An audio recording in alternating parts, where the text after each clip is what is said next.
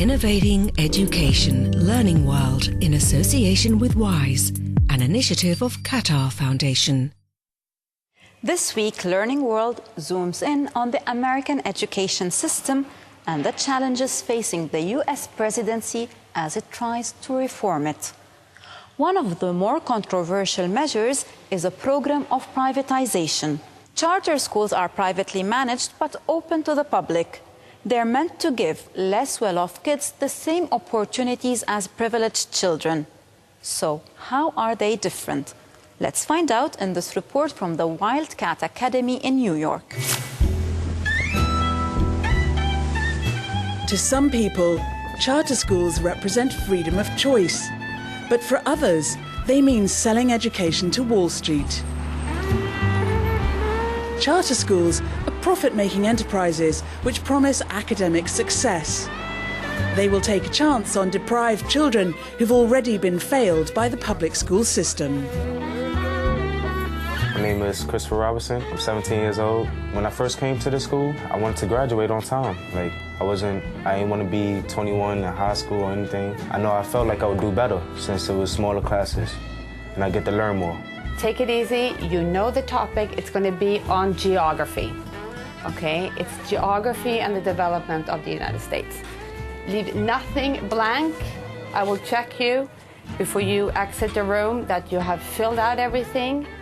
And then if you need help outlining the actual essay, I will help you with that. As you saw in my classroom, there may be, 8 to 10 students in there. I know them personally, I know them academically, and I tailor what I do to suit them so they can succeed. I control the budget, so I can order supplies from where I want to order supplies. I can hire the people essentially that I want to hire. And how we set up our scheduling and how we do our program, we have that autonomy. The charters generally are renewed every 5 years, some cases less if they think they want to see changes. So if they come in and they find that your students aren't performing, that's the number one issue.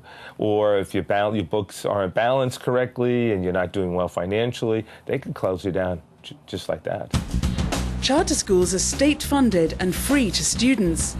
At the Wildcat Academy, students alternate classes and internships.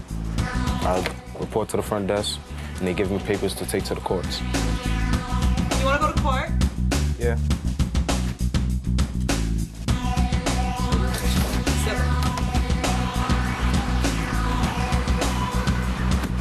This is the type of thing I wanted to do when I was growing up.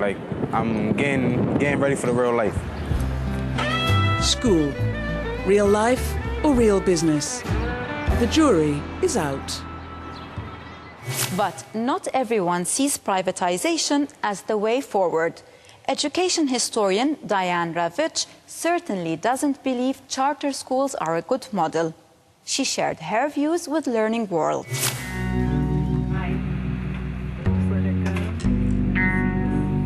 Diane Ravitch is probably the most fierce critic of school reform in the US and a defender of state schools against privatization.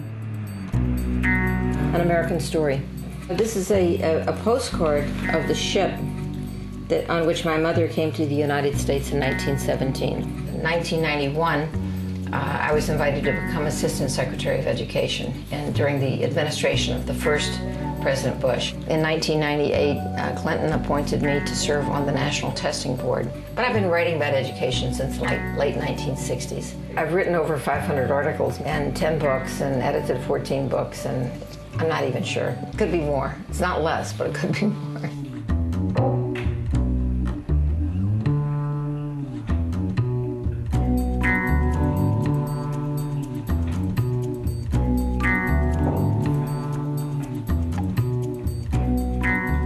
Race to the Top is Arne Duncan's program in which he encourages the development of privately managed schools. They're called charter schools, but I consider it privatization, and in which he encourages the use of more testing and to judge teachers by whether their students' scores on very bad tests go up or go down.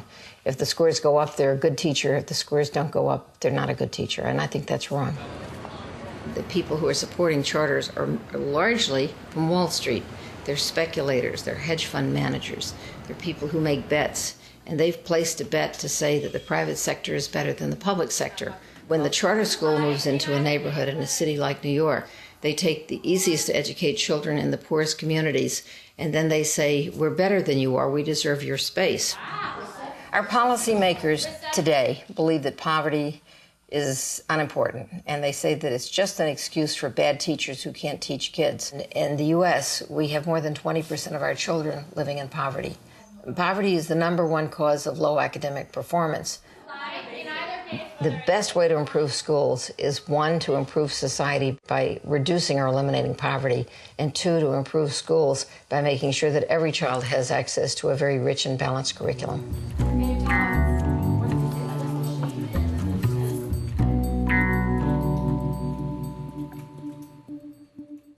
While there may be a debate about education systems, most people would agree nothing inspires kids to succeed more than a good teacher. The U.S. President rewards teaching excellence with a special annual award. So, what does it take to become the nation's top teacher? Let's see in this report.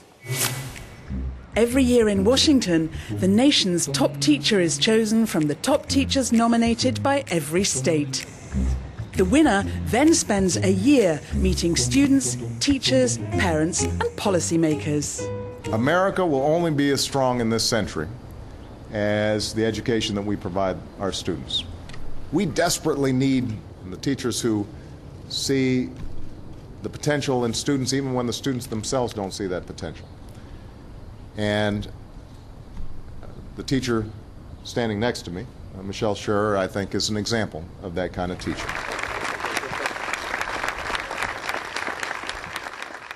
We must be problem solvers. And as we continue to debate ideas, allocate resources, and implement change, we must make progress in a positive direction and always, always see the faces of our students. Thank you. Michelle Schurer is a secondary school chemistry teacher from Maryland. She started her career teaching deaf students. She believes that everyone enjoys working in a lab and studying chemistry. Her daughter is enrolled in a public school. Let me just experiment on that. People say, you went to Princeton, you could have done anything you wanted. To which I respond, I'm doing exactly what I want to do. I'm a classroom teacher, it's who I am. I'm proud to be a teacher, and it's important in our society to recognize that teaching is just as honorable and noble and rewarding as any other profession. As you would expect, the selection criteria to become the Teacher of the Year are demanding. It's their passion and the way people describe them as teachers, and I mean their letters that they have to submit, what they do that's innovative in education, how they work with parents and the entire school team. So it's just a really global look at what they do as teachers. Michelle will do well over 150 engagements during the year. It's full-time away from a regular classroom, teaching in a much larger classroom in the world.